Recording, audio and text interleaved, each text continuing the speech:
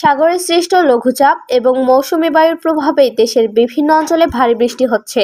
সঙ্গে উজানের ঢলে জুনের মাঝামাঝি থেকে দেশের উত্তর পূর্বাঞ্চলের বিভিন্ন জেলায় বন্যা পরিস্থিতির সৃষ্টি হয়। এ সময় সিলেট, সুনামগঞ্জ ও নেত্রকোনার বিস্তীর্ণ অঞ্চল ডুবে যায়।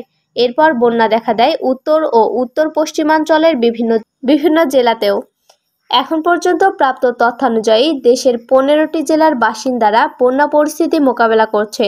এর মধ্যে সিলেট জেলার বাসিন্দারা তৃতীয় ধাপের বন্যা পরিস্থিতির সম্মুখীন হয়েছেন।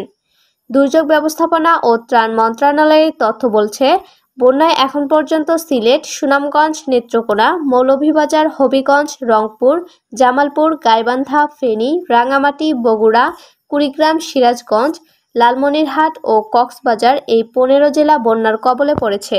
তবে 15 জেলার সব মানুষ পানিবন্দী নয়, কোনো কোনো জেলা আংশিক বন্যা কবলিত।